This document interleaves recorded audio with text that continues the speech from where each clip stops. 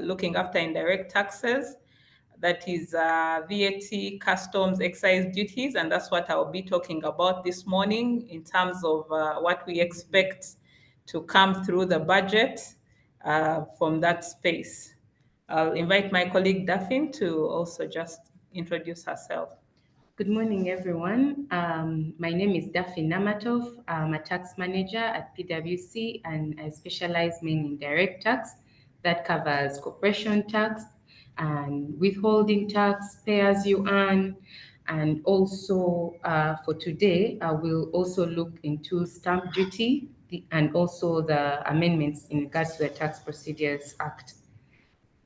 We are glad to be here and looking forward to having a fruitful training.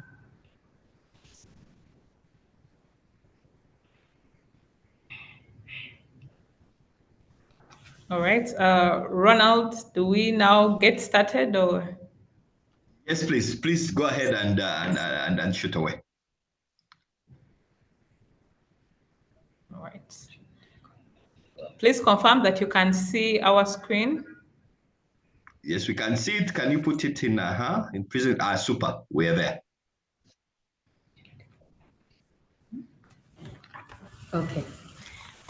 So like Ronald had mentioned, our training is mainly going to focus on the proposed tax amendments for the budget of 24 to 25. And with you today, like we've introduced ourselves, it's myself, Daphne Namatov, and Juliet Najinda.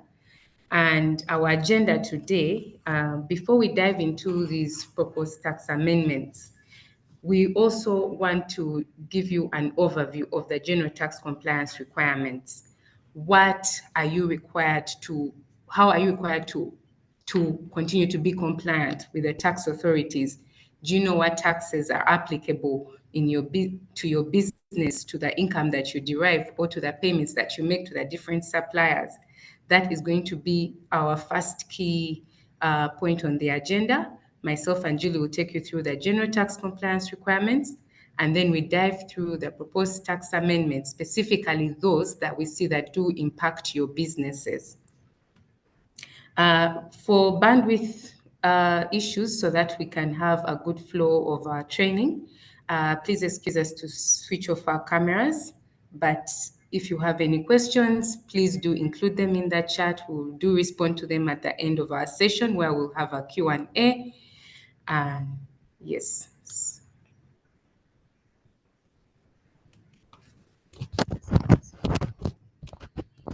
So, what are the general tax compliance requirements that we'd have to look at? First, we're going to start with the income and employment tax. Once you set up your business, and whether you are operating as an individual or as a registered company, you are required to comply with the income tax requirements, and your chargeable income would be subject to tax. And the rate that would be applicable to that chargeable income is 30%, be it whether you're operating as a company or you are operating as an individual. Then when we dive into employment tax, as an employer of your business and you're employing certain individuals in your company, the National Social Security Fund requires that if as an employer you have employees exceeding 5, you are required to register at NSSF and also contribute to NSSF. And the employer's contribution in this case is 10%. And that then would be the only tax that should be applicable to remit as an employer in your business. Then what of your employees? What taxes are your employees required to remit to the tax authorities or even to NSSF? One, the income that they do derive, those are the salaries that you pay your employees. That income is subject to tax. And the top marginal income tax rate is 40%. And also it is key to note that when your employees are receiving an income that is exceeding 235,000 per month, that income will be subject to tax, and the tax law provides for the applicable rates for the different salary bandits. Secondly, Same as the employer, the employee is required to contribute 5% to NSSF, that's their social security contribution, which makes it a total contribution of 15%. And then what that means for the employee is that for the taxes that their salary would be subject to a 45%. That's if we are looking at the income tax at the top marginal rate of 40%, and also the contribution to NSSF, which is 5%, which makes it 45%. But in addition to that, there is also the annual local service tax. This is paid to the local councils and the different municipalities, and the maximum contribution is 100,000 Ugandan shillings per year. This is remitted in 4 equal installments, and also it is deducted before you compute the pay as you earn. Then if we dive into the withholding taxes, now this one is broad because it's not only a tax that affects the resident suppliers or only on your or when you are or on or with or for, let's say, if you are the tax authorities nominated you to be a designated withholding tax agent, then you're required to deduct this from all the payments you make to your suppliers that are exceeding 1 million.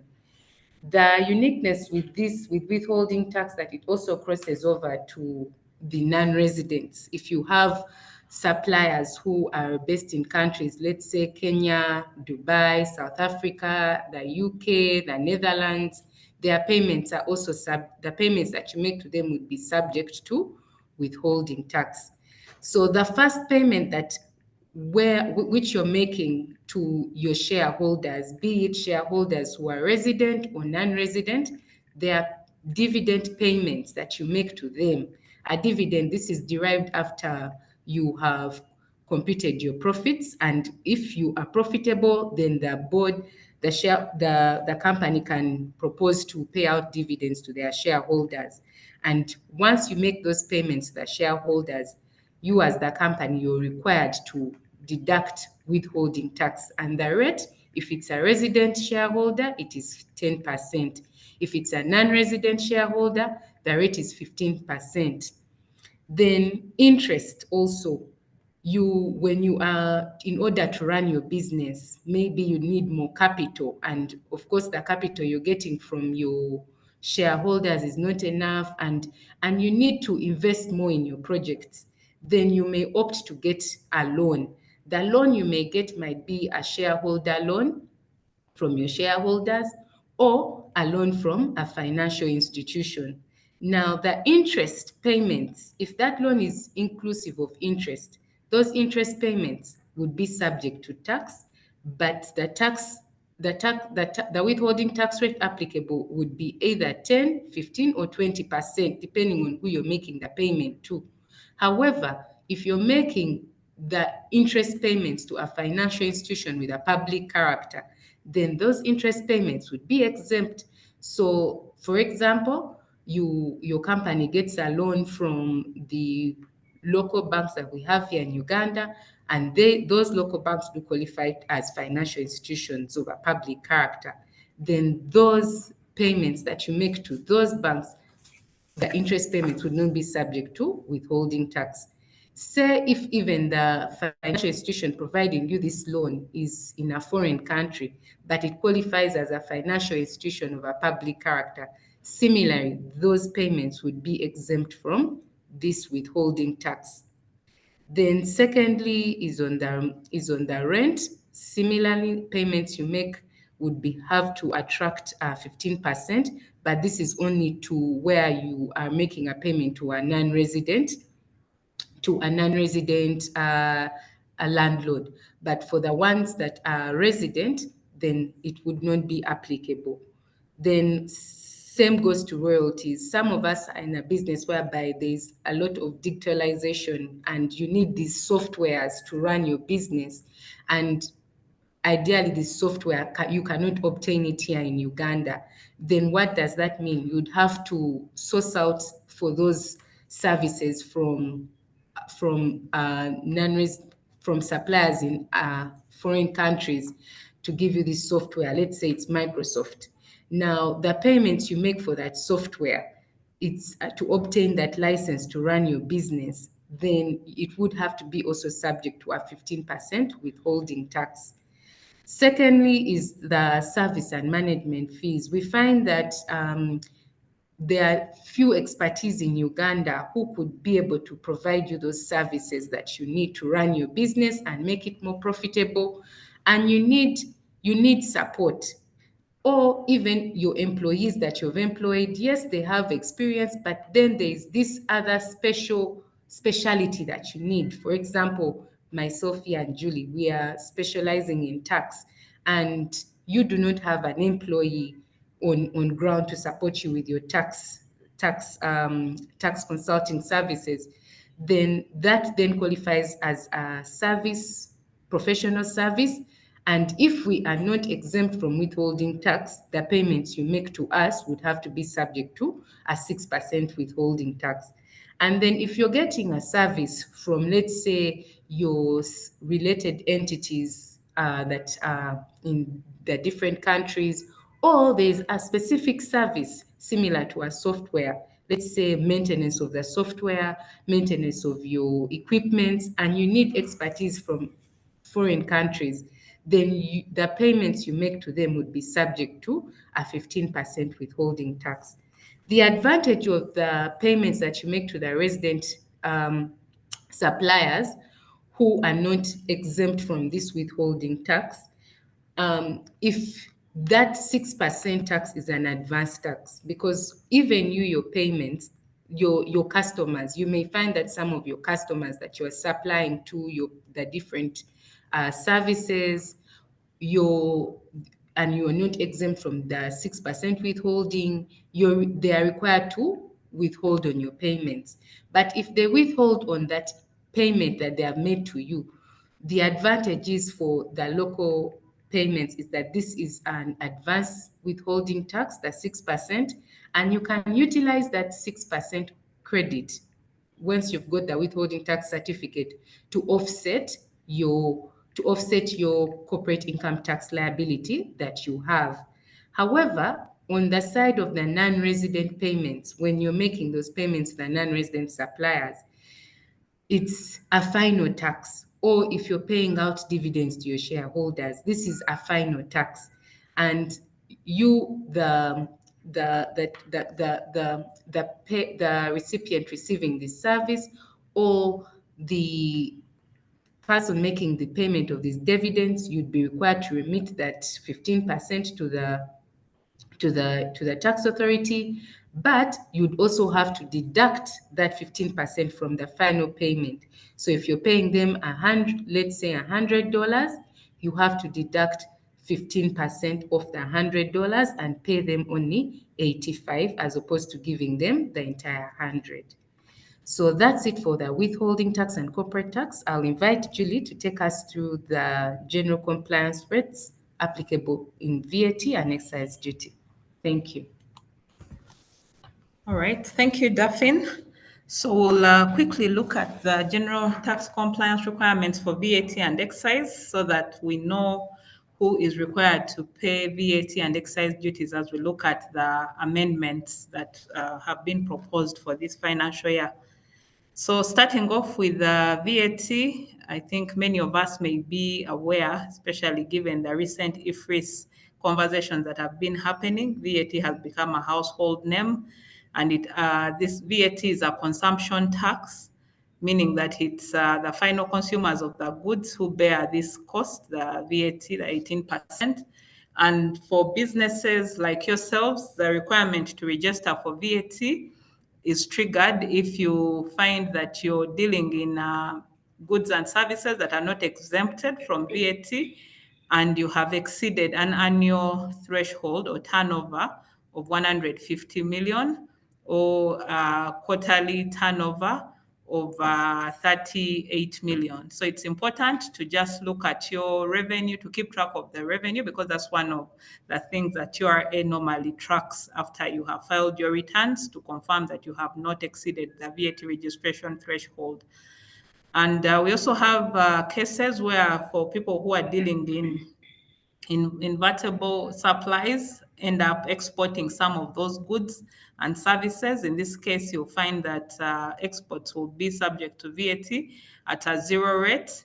However, the exports is one of the key aspects that URA normally looks into. If it's an aspect of goods, you need to demonstrate that those goods actually left the country. And one of the things that the taxman would task you to provide is documentation confirming that those goods were supplied to a non-resident, like that, and also transportation documentation confirming that those goods actually exited the country. And then we've seen cases where if a taxpayer fails to prove that, then the taxman would proceed to charge VAT at a standard rate of 18%. So documentation is very key for export of goods. And for services, if you find that you provide services that you're providing to a non-resident, the user or the consumer of those services is not in Uganda, then again, you have the right to zero rate those services, but you'd have to have documentation in place confirming that those services are provided for use or consumption outside Uganda. Then for excisable goods, for excise duty, we have it again applying to goods, various alcoholic beverages, non-alcoholic beverages, water. So we have a schedule within the Excise Duty Act that sets out the goods that should be subject to excise duty. And those are some of the ones we have listed, like cement, imported furniture, cooking oil. And the Excise Duty Act then sets out rates that apply to these goods. The rates vary greatly, so and the list is quite long. So for those excisable goods, it's just important to, if you're in that business, to know that you're covered by excise duty and ensure that if you're a manufacturer or an importer of those goods, you're charging the right excise duties and that you're passing this on to the final consumer. Then for excisable services, again, we have services around telecommunication services. Most of us on the call, I believe, are users of these services, financial services, and we are already paying tax when it comes to telecommunication services. We have the excise duty on airtime. We have excise duty on the fees that we are charged, say, for example, when we are using the mobile money services. And then we have that 0.5 that is charged every time you withdraw money on the value of the money that you withdraw from mobile money currently. Then for financial institutions, we also see that whenever you use services like we withdraw money across the ATM, across the counter, you'll be charged excise duty at a rate of 15%. So with that background, then we can get into the changes that we are seeing in the bills that we expect to come through the budget that will be read next week. So just to give it a background, the tax amendment bills were debated by Parliament. They were issued by Ministry of Finance in March, and they were submitted to Parliament for debate, and stakeholders from the public were invited to give their opinions. Following that, then we had Parliament debate those bills, and then the draft acts were submitted to the president for assent. So we are now waiting for the president to sign off the acts that were sent to him before they can become law, and that is expected to take effect on 1st July. So our presentation covers both what was in the bills and the feedback that Parliament provided as they discussed the various bills. So from a VAT perspective, the first proposal was around the introduction for penalties on withholding VAT agents who failed to withhold VAT. And the proposal was that if these withholding agents fail to withhold VAT, then they become personally liable to pay the VAT that has not been withheld. And it was also, that proposal was giving leeway to the agents to recover that VAT from the vendors in case there was an omission. But this proposal was rejected by Parliament on the basis that it's already a big obligation for companies to take on withholding VAT, the withholding VAT requirement. So penalizing them for that is an overkill. So we don't expect it to come through. But maybe just to highlight the reason why we are also talking about the proposals that were dropped by Parliament is that in the past we have seen that even after the president receives these acts, sometimes he can send them to Parliament and have some of the proposals reinstated if he believes that those proposals should come through. So it's until we have the acts that have been signed by the president that we can know for sure which changes we expect to take effect from 1st July. So that's why it's important to even look into those that were rejected by Parliament at this point. Then the second proposal from the VAT bill is the increasing the threshold for refund of overpaid VAT. And for some of us on the call who may be VAT registered, you know that whenever you file your VAT return, you're allowed to offset whatever input VAT credits that you have received in that month. So in the event that you find yourself in a credit position currently exceeding 5 million, then you have the right to apply for a cash refund, or you may opt to have that offset against future liabilities. So the amendment here is now proposing that the threshold be uplifted from 5 million to 10 million shillings, so that people who have 10 million shillings and above are the ones who can apply for cash refunds. And to the extent that then your credit is below 10 million, it means you can only apply for it to be offset against future liabilities. So this amendment has been adopted by Parliament, and we expect to see it through.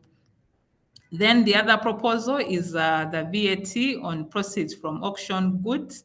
So here the proposal is that the obligation on a recipient of proceeds from an auction should ensure that the person who receives those proceeds is the one to account for VAT on the auction goods. So last year we saw a proposal where the act was amended to require auctioneers to start accounting for VAT on the goods that they sell through auction. But then we saw that as the year progressed, one of the key things that came out was the fact that as an auctioneer, you don't own those goods, so you cannot be seen to be the supplier of the goods. As such, then you had no way of accounting for VAT on those goods. So that provision then became redundant. And so now we are seeing this amendment shifting the obligation for VAT accounting from the persons who auction the goods to the recipients of the goods. From the discussions we have had with the industry, we understand that this was mainly looking at targeting the foreclosed assets that, for example, when the ones that banks normally dispose of under distress. But again, from previous precedents, we have seen that such foreclosed property is covered by the exemption of financial services. So we don't expect that when a bank disposes of property under distress, VAT should accrue. But for other businesses that enter into auctioning arrangements, VAT will apply to such auctioned items. Then the other proposal for VAT is this is more really like a clarification that employers who supply goods to their employees under self-supply arrangements are now required to account for VAT. So what this means is that if, say, for example, you're a company that manufactures wine, and maybe every end of month you give your employees wine, you're expected to compute the VAT that is supposed to be accounted for on that wine using the market value of the wine. So this has been happening for certain businesses that were making such supplies to their employees, but I guess it was still not it was a bit gray. So this provision is coming out to clarify that under such arrangements where you make such supplies to your employees, then you're required to account for VAT, and this has been adopted by Parliament. Then we are also seeing some amendments to the third schedule of the VAT Act, and this is the schedule that sets out the items that are zero rated for VAT purposes. The difference between zero rating and exemption is that when something is zero rated, it is taken to be taxable, but at a zero rate, which then means that a person who's dealing in supplies that are zero rated still has the opportunity to claim input VAT and get refunds from URF for the input VAT incurred. Yet for persons dealing in exempt supplies, those are not taxable and they are deemed not to be taxable, and so any input VAT that you incur would not be claimable. So there are certain items that were previously zero rated, like fertilizers, pesticides, and hose, that the government is proposing to move to the exemption schedule, really to align, because generally agricultural products are exempt from VAT, but Parliament rejected this on the basis that they should be left in the zero rated schedule. These items should be left in the zero rated schedule to continue supporting these industries to be able to claim their input VAT. Then we have also seen some additions to the second schedule of the VAT Act, which talks about the exempt items. And the biggest here is the locally made electric vehicles. So for manufacturers that are coming in to make these vehicles, I think right now we only have Kira EV, but if there are others that come in at this point, then they would be entitled to exemptions from VAT and other taxes.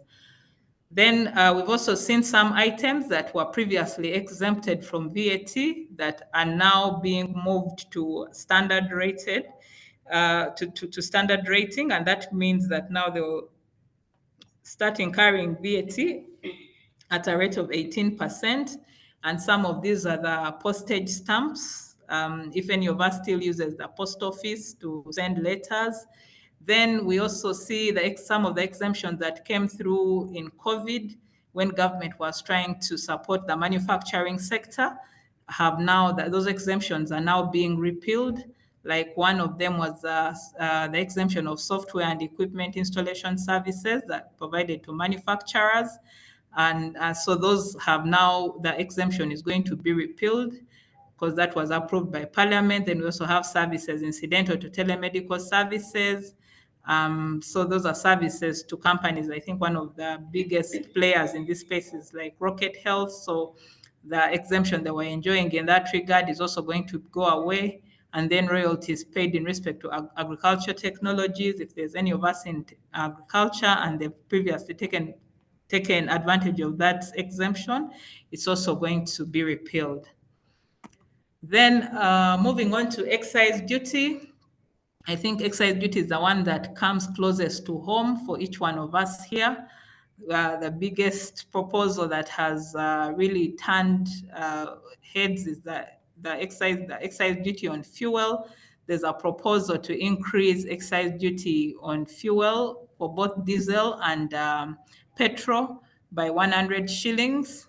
And then there was also a proposal to increase excise duty on kerosene by 300 shillings. So based on the debate from Parliament, the proposals to increase excise duty on fuel have been upheld. So we expect that excise duty on diesel is going to move up to 1,230 per litre. And then the excise duty on petrol is going to move up to 1,550 per litre, while kerosene is going to remain at 200 shillings because Parliament felt that kerosene is used by people in the villages who are already poor and don't have access to alternative fuel solutions. So adding a huge excise duty burden to them would be unfair. Then we also have introduction of excise duty on certain construction items like adhesives, grout, and white cement. Previously, excise duty has only been applying to cement at 500 shillings per 50 kilogram bag, but now the scope is being expanded to cover these products. For those of us in construction, I'm sure we relate with these products very well. Then that has been adopted by Parliament, so we should expect to see it coming through. Then we've also had the introduction of excise duty on withdrawals from payment systems. And here, the payment systems in question are systems like the Cheaper Cash, Wave. If any of us has used those payment systems, there's a proposal to introduce a 0.5% excise duty on withdrawals of cash provided through such payment systems. However, this proposal does not extend to agent banking or withdrawal services provided by financial institutions. So the purpose of this proposal is really to align it with what we are seeing in the mobile money space, where if you currently withdraw money off MTN mobile money or Airtel mobile money, then in addition to the 15% excise duty that you pay on the charges, you'll also pay an extra 0.5% on the value of the money that you have withdrawn through mobile money. And that's what has part of the reason why withdrawals through mobile money are expensive. Then the other proposal is around the incoming international calls from Republic of Tanzania and Burundi. These are now going to be exempted from excise duty of 9 cents per minute. And this is really to align it with the rest of the countries in the region, like Kenya. If you currently receive calls from Kenya or Rwanda, you don't incur this excise duty. So this proposal is to align to align the treatment within the spirit of the East African community. Then there's also some exemptions, which we have seen, again, like similar to what we have seen in the VAT Act. We are also seeing exemptions for people who are coming in to manufacture electric vehicles, as well as the supporting accessories for, if you exceed a certain threshold of, for citizens, that would be $5 million. Believe the threshold is still on a high side, but probably because of the nature of the industry. And this proposal has also been adopted by Parliament. So that is it from an indirect tax perspective. I'll invite Daphne back to walk us through the rest of the changes. We'll start with the income tax proposed amendments. The first is on the expansion of the definition of a retirement fund. So currently, the definition of a retirement fund only included a fund maintained for provision of funds to its members or dependents of the member upon retirement or death of that member. But now the bill is proposing to expand that definition to also include funds maintained for provision of benefits to their members upon termination of employment. Now, this expansion is mainly intended to align the definition of the retirement fund with that in the Uganda Retirement Benefits Regulatory Authority Act. And with this expansion, it's going to be more favorable for the members, especially those who are now looking into not only just retirement, but also where their employment has been terminated based on several reasons beyond their capacity. Then the second amendment is on the exemption of income derived by or from a private equity or venture capital fund. In the 2021 amendments, the income tax introduced section 54(1)(e) and 1A, and these sections purely exempted capital gains that were arising from the sale of an investment interest of a registered venture capital fund, provided 50% of those sale proceeds were reinvested within a year. And the reason as to why that amendment was made was to boost investment, especially in venture capital funds and private equity funds. Now, what government is proposing is to they entirely exempt the income derived by or from these private equity or venture capital funds.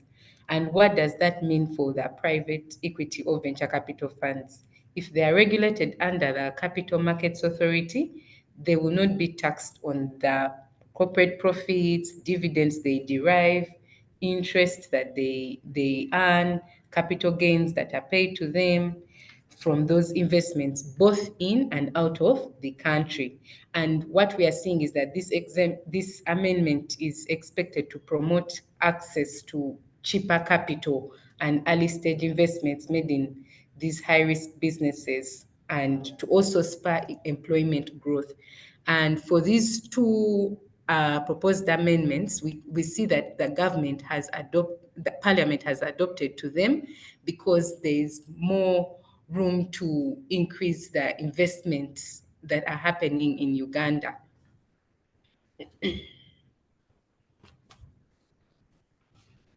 Moving on is on the bills are proposing to exempt certain incomes from tax. Just like Julia mentioned on the special exemptions provided to these strategic investors, mainly in the manufacturing of the electric vehicles. We also see a similar exemption of their income for income tax. The bill is proposing to exempt this income from that is earned by these investors, mainly dealing in electronic vehicles, electric parts, and also specialized hospital facilities. However, to take advantage of this exemption, these investors have to meet a certain criteria. And we see in the conditions being mentioned in this amendment is that their investment capital has to be at least 300,000 US dollars if you are a Ugandan citizen, or $150,000 if you are a Ugandan citizen but you're investing up country, not in the Kampala, or 10 million US dollars if you are a foreigner, but you have to show that you've been investing for over a period of 10 years from the date of when your business commenced. And in case you're an existing operator, from the date on which your operation makes an additional investment. But the other condition is that the amendment brings in is that you'd have to at least employ 70%. And like I had mentioned, what the focus is on, how do we build Uganda? How do we make sure that citizens in Uganda are employed?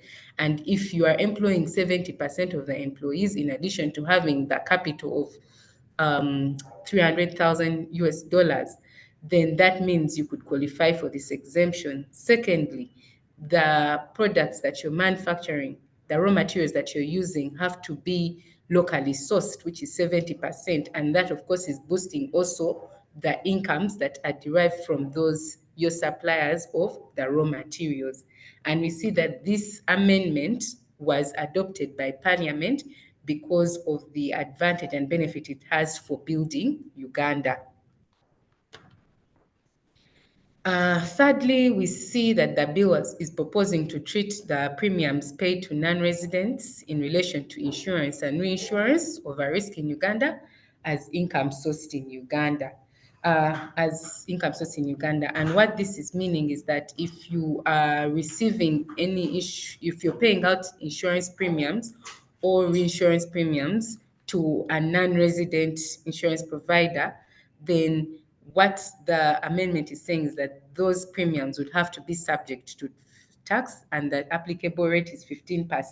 Is 15%, and therefore the payments you'd be making to that non-resident, you'd have to deduct that withholding tax. Parliament has adopted this because what we see is that already there is a 10% withholding tax that is imposed on payments of reinsurance premiums by residents to non-residents, with the exception of the payments made to the Ugandan Insurance Company Limited. And therefore, okay, there is some uncertainty on whether the rate will be 15, because when we look at the sourcing, the payments made to non-residents, usually they are subject to withholding tax at 15%. But then we also have a section in the Act that wants to subject these payments to 10%. So there's still some uncertainty on what rate would be applied, but in general, what we are seeing is that those premiums would have, which you make to a non-resident insurance company, would have to be subject to withholding. Then the one which is closer to us is the one on withholding tax on commissions paid to payment service providers.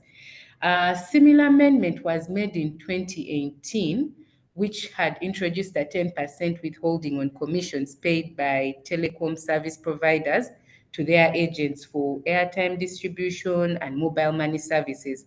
Now, what this amendment is now seeking is to align the rate of tax applicable to all banking and telecom agents, because also we see that our financial institutions, the banks do you have agents. Now the amendment is aligning this rate that would be applicable to both the telecom agents and also the bank agents, since government is of a view that the agents provide similar financial inclusion services, and the applicable rate would then be 6% on the commissions paid out to these service providers. Then what amendments were proposed, but we have seen Parliament reject them? The key one is on the capital gains tax on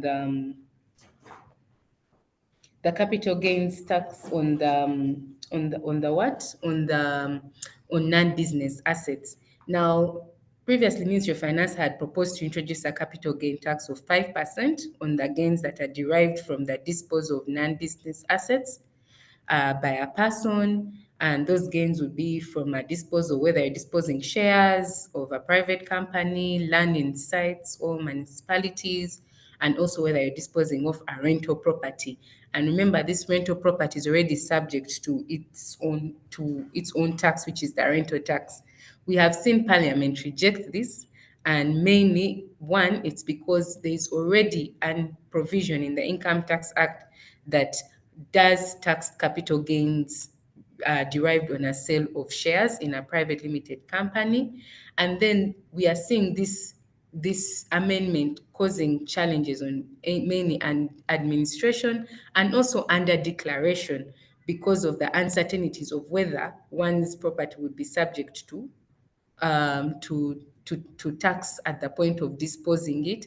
And then also, when we look at the sale of land, given that land is a major cost of production, now taxing the disposal of this land would ideally result in increasing the cost of doing business. And also, it wouldn't be equitable to apply such tax on lands that are located in cities and also in municipalities. And those are some of the reasons as to why the Parliament had rejected this amendment. But we'll wait to hear from the final decisions being made by the President once the bills are signed off. Then the second that was rejected by Parliament and wasn't adopted was the withholding tax on interest payments. So the bill was proposing to introduce a 2% withholding on the gross interest payments made to a non-resident person, other than the interest that's paid to a government in respect to debentures, subject to certain conditions. So we all know a debenture is a type of debt instrument that is not backed by any collateral, or usually has a term greater than 10 years, and they are usually backed up only by creditworthiness and reputation of the issuer. And also, we know that the current Section 83 in the Act provides that interest should be subject to 15% at a rate of 15% or zero, where and the interest is usually exempt where it is paid to a financial institution of a public character. Now, the introduction of this a proposal of the 2% on the gross interest payments made to a non-resident person was going to negatively affect the ability of Ugandan companies, especially those trying to secure loans from non-resident banks or financial institutions, like I had earlier mentioned, when we're going through the general requirements, tax compliance requirements. Sometimes you need more capital to invest in and to grow your business. And as opposed to getting a loan from our local financial institutions, you seek to get a loan from the non-resident financial institutions. And with the Section 83, if that financial institution was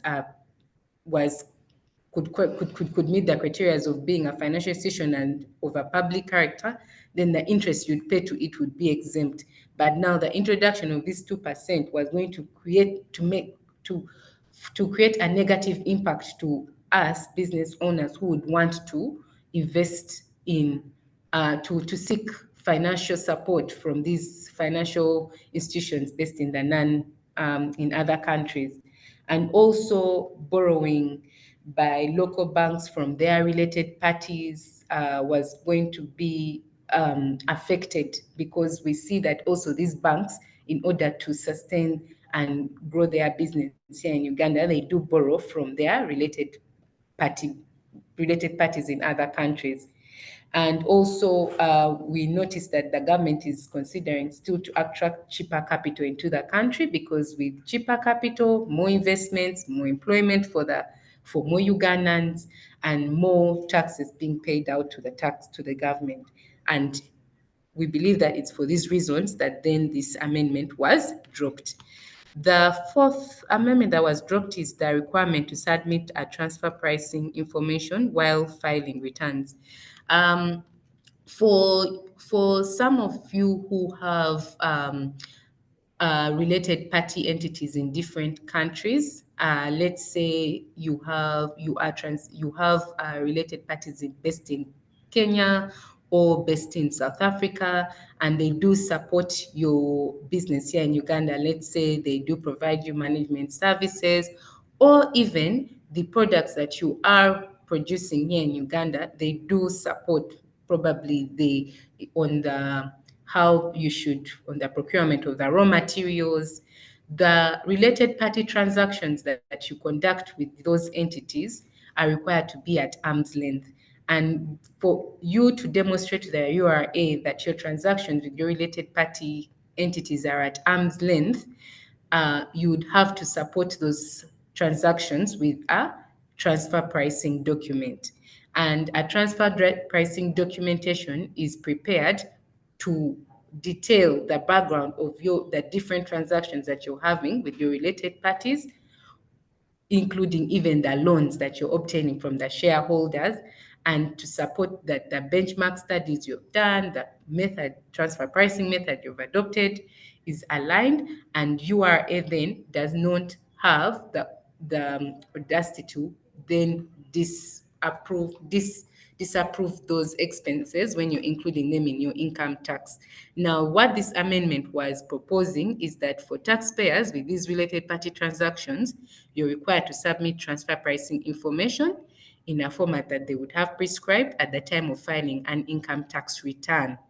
And by the time this amendment was proposed, it was even unclear whether the information would be submitted at the time of filing even the provisional returns that are usually filed at the beginning of the calendar, or 6 months after, or 6 months within the year, or at the time of when you're filing your final income tax return, or both. And also, they did not specify what type of document format template was supposed to be used. And what we see is that Parliament rejected it, because they do believe that the URA can still obtain this transfer pricing information from taxpayers without imposing a burden for them to submit and populate it at the time of filing the return.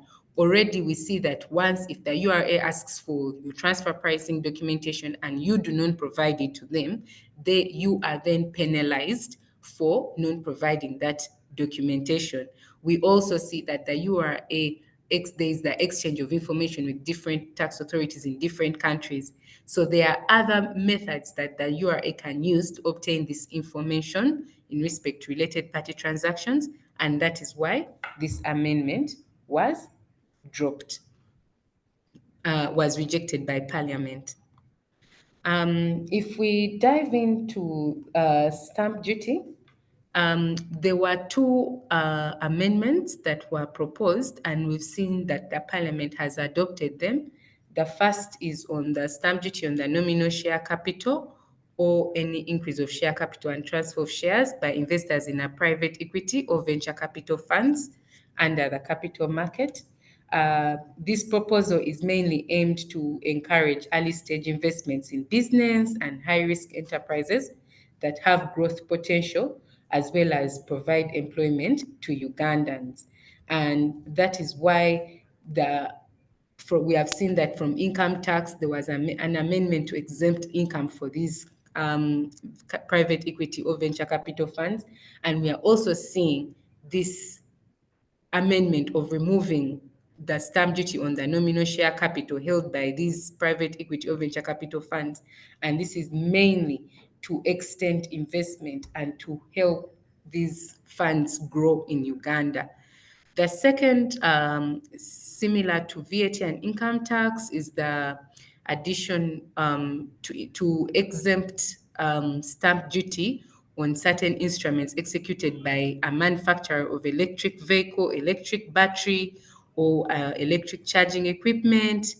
And the importance of this is to see these companies grow who are investing in the manufacturing of electric vehicles, and it's going to be a benefit to the companies that are currently existing, like the Kira Motors, who are manufacturing these motor vehicles, and also to the prospective companies that would be coming up. However, for you to be exempt from the stamp duty, your investments have to be of 10 million US dollars if you're a foreigner. And if you're a Ugandan citizen, it would have to be 300 if you're in Kampala and 150 if you are up country.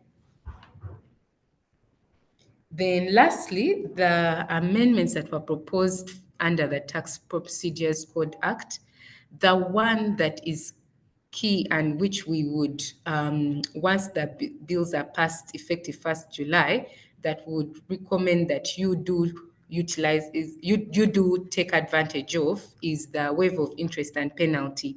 So last financial year we saw that the government had um, agreed to waive interest and penalties outstanding as at 30th of June 2022 if that tax was paid by 31st of December 2023. And the URS saw a couple of taxpayers utilizing it. Even taxpayers took it to their advantage to do self reviews, tax health checks, review their ledgers, and remit the principal tax, but knowing that they would be waived the interest and penalties. Even the taxpayers who were undergoing audits and they saw that they had exhausted their explanations to the URA and saw that they would not, if they proceeded this matter to objections or to court, it would, one, impact their cash flow, or they would be limited. They would not be able to win that case. They did take advantage of the waiver, paid the principal tax, and were waived the interest and penalties. Now, what the bill is proposing is to extend this extension. They are now proposing to waive the interest and penalties outstanding as at 30th of June 2023 if you pay the principal tax by 31st of December 2024. And also a new addition is that where you partially pay the principal tax, if you can't pay it in full, they'll waive the interest and penalties prorated based on what you have paid, based on the principal tax that you have paid.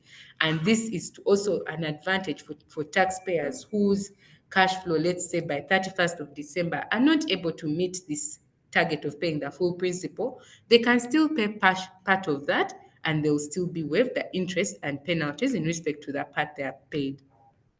Lastly is on the destruction of excisable goods. The bill is proposing to introduce a requirement for a taxpayer intending to claim a deduction of a credit for those excisable goods destroyed as a result of damage, expiry, or obsolescence of by informing the commissioner, but you have to inform the commissioner in writing before you claim a deduction for income tax. This is similar to what we have seen when we are looking at excise duty remunerations and also seeking VAT refunds for the destroyed goods. And the Parliament adopted this proposal. So that's it. Thank you so much. We are happy to hear from you, the questions that you have. I can see they're in the chat. Let's open. All right. Thanks a lot, Daphne and Juliet. Thank you so much for sharing with us.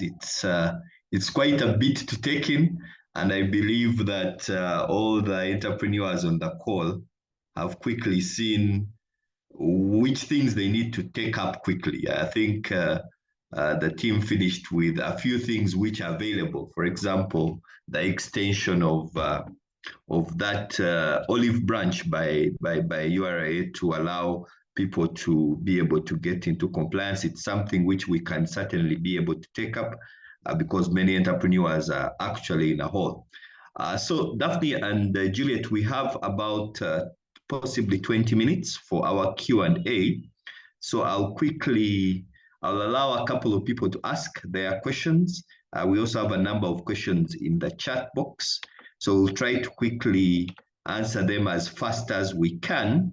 I know that there are many and possibly we may not be able to exhaust, but I'm sure that we'll go as far as we can. Yes, I think Toby Ojok asks, kindly share some examples of VAT on auctionable goods and the percentage if possible. That's a question from Toby Ojok. Then we have, yes, Titanium Agencies is very excited about the presentation. Grace Labong asks, what exactly is exempted in the retirement fund? What exactly is exempted in the retirement fund? That's from Grace Labong. Toby comes back. Any ideas on the percentage proposed on retirement benefits for employees? Toby, I hope that question is clear. You could be able to just say a bit more on that. I'll possibly pick one more from the chat box, then go to the people with hands. Jocelyn asks, elaborate more on the marginal rate of 40% of employment tax. I think this is people who earn above a certain amount. Sandra Letio, Sandra, I'm glad to see you. Elaborate more on VAT zero rate declaration as we use IFRS system. How do we declare? Very, very many questions coming up, but let me give an opportunity to the people who have their hands up. I see Joanne. Joanne, please go ahead and ask your question. Thank you, sir. Good morning, everyone. My question is, now there is IFRS and every invoice that we make is generated on the IFRS system. But I'm wondering if at the end of the quarter, my business has not made 38 million, or at the end of the year, it has not made 150 million. Am I still obliged to pay VAT? That's my question. Right, especially once you are registered already. Yes. Super, great. Juliet and Daphne, do you want to go for those, and then we'll possibly allow for another round?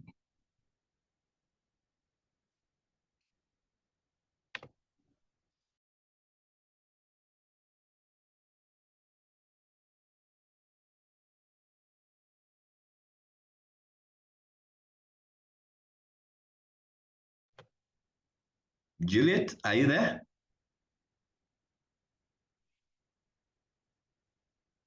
Hello, can you hear us, Ronald, now? Yes, we can hear you now. Yeah, sorry about that. Yeah, so I'll start with the last question. around being registered for IFRIS and whether you're required to pay VAT if you don't meet the VAT registration threshold. So for this one, just to clarify, the compulsory registration for IFRIS is for people who are VAT registered. And for you to be VAT registered, and there's a gazette that was issued by the commissioner at the time when IFRIS was rolled out in 2021 to that effect. So, and I know that there's been cases where certain businesses ask you to give IFRIS invoices even when you're not VAT registered. So the system has been set up in a way that even if you're not VAT registered, if you have a TIN, you can actually register for IFRIS and issue an e-receipt. Now, an e-receipt will not have a VAT component because you're not VAT registered. So even when you raise an invoice, that e-receipt, it will not come out with VAT, but it will be electronically generated off the IFRIS platform. Now, if you find that you meet the VAT registration threshold of the 38 million per quarter or 150 million per annum, then for you, you'd have to register for VAT. It becomes compulsory for you to register for VAT. And once you're registered for VAT, then when you go into issue an IFRIS invoice, the system is configured in a way that your product will be configured to certain product codes within IFRIS that allow you to charge VAT on those items that you're supplying. And I think then that also goes to the second question, because the person was asking if you're dealing in zero-rated supplies, how do you put it in IFRIS? So the way IFRIS works, for example, if you're a small company or a medium-sized company and you don't have many transactions, you can use the web portal. And the way the IFRIS system has been configured is that it has a list of various products that businesses can potentially supply. And those products are tagged to their VAT rate.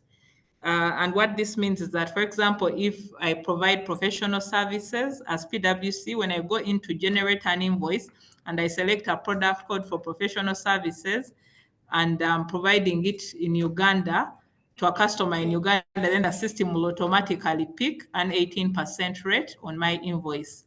If I'm providing something like stationery, which is zero rated, there's a list of certain items that are zero rated, like stationery, like things like the hose that we talked about. So if you're providing such items, then within the product listing of IFRIS, you need to pick the right products so that then it can be matched against the right tax rate. And that's the same issue that happens with exempt supplies. If you're offering something that is exempted within the Act and you go in and select the right product code, then, for example, if you're supplying, say, fuel, which is exempt, and you're registered for IFRIS, when you go in to issue an electronic invoice and you select the right product code for fuel, that product code has been configured to pick exemption for VAT so that your invoice comes out showing that the product that you're supplying is VAT exempt. So that is something that you need to look into even as you work with the IFRIS system to avoid a situation where you choose a wrong product code and end up putting VAT on products that are either zero rated or exempted, because then in your pre-filled VAT return, that invoice is going to come out showing you that you need to pay VAT, and yet you are not supposed to have charged VAT on that product. Then the other question is around VAT on auction goods, and the person is asking how this works. So currently, there's already a requirement, like if you auction, so there are two things. There's what we talked about, where I think the normal practice, the common practice we've seen regarding auction goods has been with banks, where you have taken out a loan and you fail to pay that loan, and then the bank comes to you, maybe you gave in your car or your building, and then they get someone to auction that building so that they can recover that loan. Now, that is what we're calling the foreclosed property that is disposed of under distress. And in such circumstances, that property is looked at as the bank dealing with you in a manner as to recover the loan. And the VAT Act allows for exemption of such financial services to do with loans, recovery of loans, dealing with money and things around that line. So that's why we're saying that even if we're talking about VAT on auction goods, to the extent that you're having your property being disposed of under such circumstances of distress with a financial institution, then VAT would not apply. But then the second instance is where you have maybe Ronald, you have your own company and your company is selling cars. And then you get another person who deals in providing auctioning services. So you call that auctioneer to come and auction your vehicles on behalf of your company. What the auctioneer will do, he will probably put a bid in the newspapers. People come, auction, give their quotes, and then the best person will take it. So under such circumstances where it's just an ordinary company, not a financial institution, you have auctioned your goods, then you get proceeds from the disposal of those goods. You are required to account for VAT on the proceeds that you've received from auctioning of those items. So I'll pause there and just allow Daphne to comment into the other questions around the retirement funds. Okay, so thank you, Julie. On the question of what exactly is exempted in the retirement fund, now the lump sum payments that the fund will pay its member are exempt from income tax. What the amendment is now proposing is to widen the definition of a retirement fund, because we have seen members who are terminated from employment and they could not benefit from this exemption of whereby the lump sum payments made to them would be exempt. But now, if these members also who have been terminated from employment, their income is still going to be exempt. And the section that exempts the lump sum payments made to these members is Section 21 of the Income Tax Act. The amendment was just explained earlier is just the widening of a definition of what relates to a retirement fund. Then the question on the elaborate more on the marginal rate of 40%. So, like I had mentioned, the employee's chargeable income, if it is exceeding 335,000 per month, it's supposed to be subject to income tax. If you're paying your employees per month 235, the income tax rate there is nil. But if they start earning 335,000 per month, then the applicable rate at that time is 10%. And the more their salary keeps increasing, let's say now you have an employee that is earning 490 around 4.9 million per month, then that employee's income would have to be subject to tax at 30%. Then if it exceeds 4.9 million per month, and let's say they are earning 6 million, 7 million, in addition to the 30%, the employee's income would be subject to an additional 10%, which makes it now the 40% bracket. And that's the rate that you would have to apply on the income that they are earning. And the Income Tax Act specifically has a schedule that outlines for you the applicable rates and at what salary that rate, and for whichever respective salary that you have, what rate of pay as you earn would you apply. There was also a question on what are the implications of Section 86A of the ITA. Now, this section is mainly talking about digital services, where you are receiving digital services from a non-resident service provider. And the type of digital services that are being specified here are data warehouse, online marketing. And what this section provides is that you as a resident, if you are making a payment to a non-resident for the provision of digital services, you're required to withhold 5% on those payments that you make to them. And also, these provisions clearly states that that non-resident is required to file a return to disclose those payments, to disclose those payments within 15 days. However, you as a resident, your obligation is just before you make that payment, withhold 5% from that payment before you before you remit it to the non-resident. Yes, Ronald, any more questions? Thank you so much, Daphne. Sandra, you have an opportunity to ask.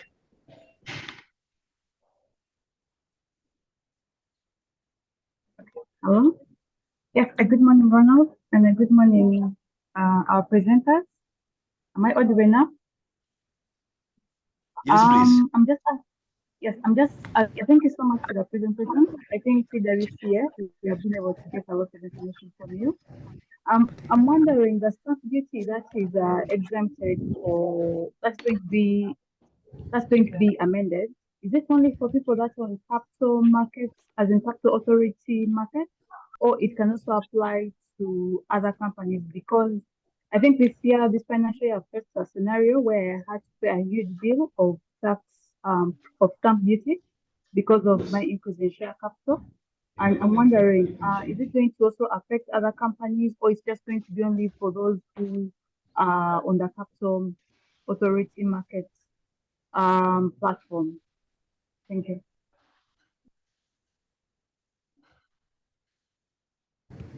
To answer Sandra's question, so Sandra, unfortunately, the exemption of the stamp duty is specifically for the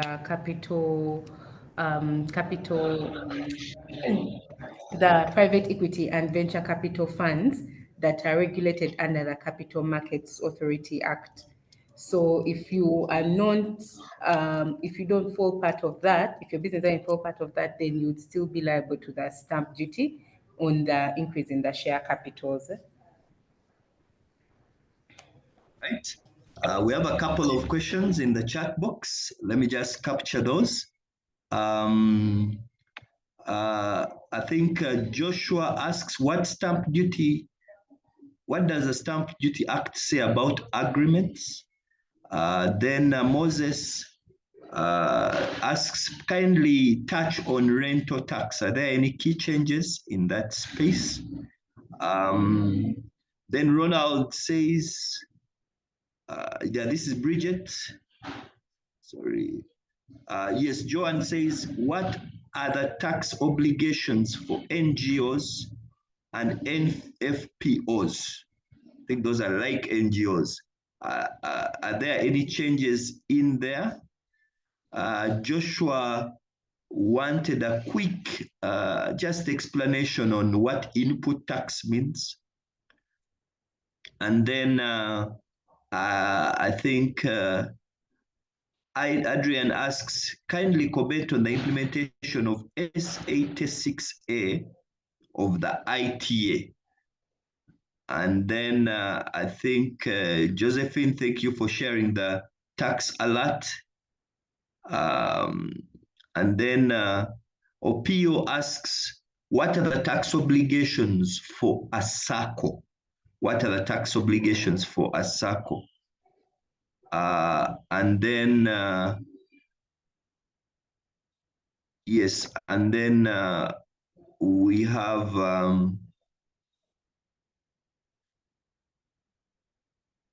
yes, I think the rest was a comment. I think we can kind of share those and then we will possibly wrap up.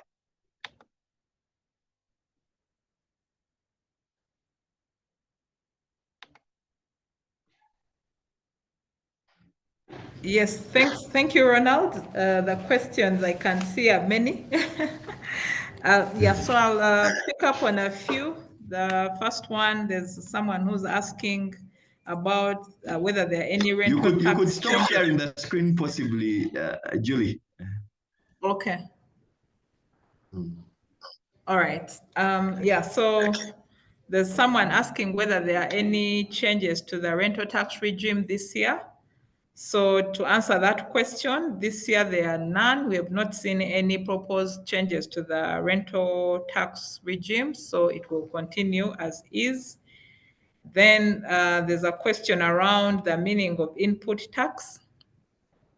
Input tax, that is an aspect of VAT, and for anyone who's registered for VAT, you'd find that when you purchase items, various items on which VAT has been charged, you'll pay VAT to the vendors from whom you have purchased various items on the invoices that you have received from from your suppliers. So to bring it home, imagine you're in a business and you have PwC as your tax consultant. When I send you my invoice, it will have a component of VAT. So I'll say that my fees are 1 million shillings, and out of that, there's VAT of 180,000.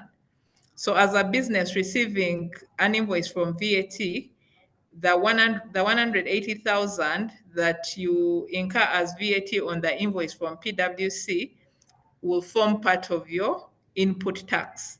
So meaning at the end of the month, if your business, you have a return to file because of the supplies you've made on which you have charged VAT, then imagine that you have made sales of 10 million, out of which you have charged VAT of 1.8 million.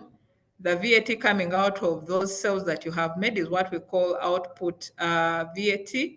But then for you to determine what you're paying to URA, you consider the VAT that you have incurred on all the purchases of invoice of supplies. Say so in this case, you bought services from PwC. We charged you VAT of 180,000. So that 180,000 is what we call input VAT. And for you to determine the output, the VAT that you need to pay to URA, you would look at your output VAT, which is coming from the sales that you have made, and you subtract all the input VAT, which is coming from the VAT that has been charged to you by the various vendors who have supplied to you goods and services, in order to determine how much VAT you either need to pay URA or you will be seeking a refund for, depending on how much you have at that level. So I hope that clarifies. Then there was a question around tax obligations on NGOs.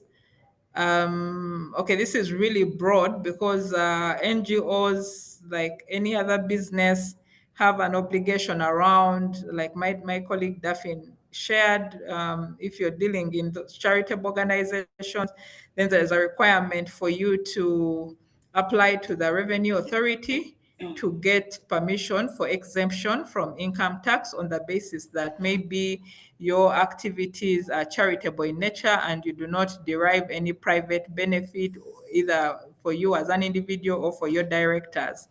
So once you have received that income tax exemption from URA, then it means that the income that the NGO receives, which usually is in form of grant income, will not be subject to income tax. But if you do not get that exemption from the URA, then just like a normal company, whatever grant income you have received offset against the expenses that you have incurred, you'd be required to account for income tax on that on that income. And then the other obligations, of course, are around, we've seen NGOs that have been appointed as withholding tax agents. So you'd be required to withhold tax on anyone that you're making payments to. NGOs normally, because of the kind of things that they do, you'd find that they are not required to register for VAT because you're not making any taxable supplies. So it would be really, VAT would be out of scope ordinarily for NGOs. And yeah, so it really depends on what kind of business the NGOs undertakes. You have employees, so it means you have to think about pay as you earn, you have to think about NSSF. Yeah, so you need to look at the NGO, what it's doing, so that then we look at it from a granular perspective of the tax obligations that it has as an individual entity. So I'll hand over back to Daphne. I don't know. So no, the issue of the section 86A, Ronald, was handled by Daphne. That's the one of digital services tax. I think that's pretty much. Yeah. Super. All right. Thank you so much. I think our time is out. It's 1:30 now. A big thank you to Julie and Daphne for sharing with us. Julie, Daphne, I'm going to request that you just share with us any final remarks to the business community. We have had kind of quite a big turn up. Over 140 people joined the call. Amazing turn up. And I imagine it speaks to the message which you are sharing with us today. We are very grateful. Safari, I see you. Can I give you just 1 minute just before I invite Julie and Daphne to wrap up? Oh, thank you so much, Ronald. I was going to demonstrate like the traders had you not allowed me. It's nice hearing from Senior Manager Julie, my OG. My question is around, first of all, the penalties that URA is charging. I don't know if we're in position to answer, you being a tax manager, but we have been seeing many traders being penalized for not having local marine insurance. And what is the law in that regard? Because yes, much as there's a policy to get local marine insurance policies for the imports they make, some traders are still used and want to use the foreign insurers, but whose insurance only expires at the port of destination, this is Mombasa.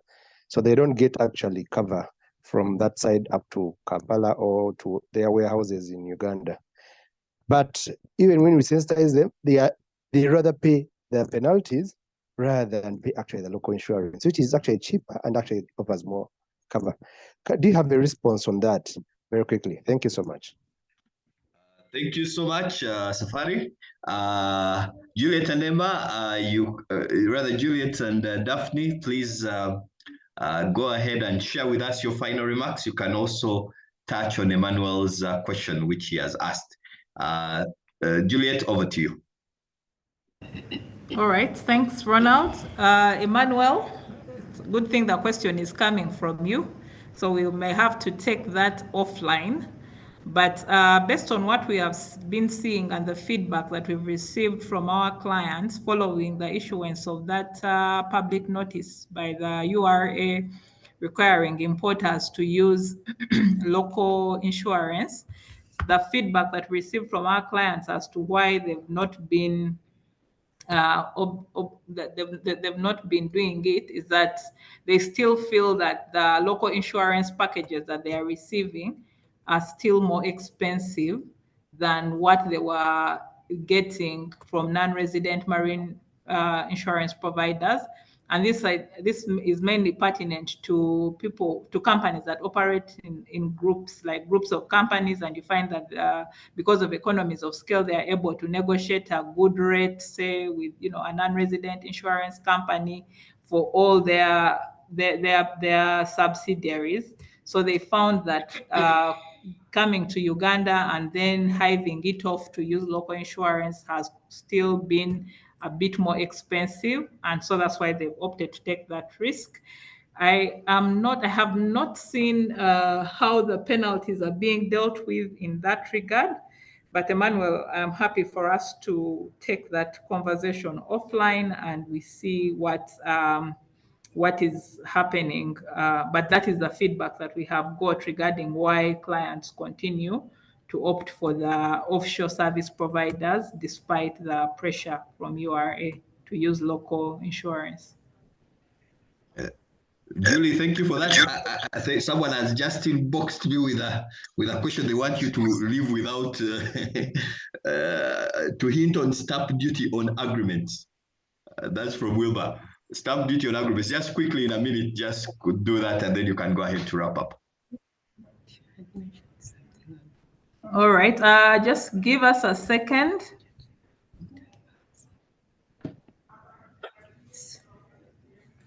Okay. So Ronald, this is on the applicable stamp duty on the agreements. So we have the stamp duty that would be applicable on the employee agreements is 15,000, and that had been responded to in the charts. If that's the question that was being asked. Okay, super. Thank you.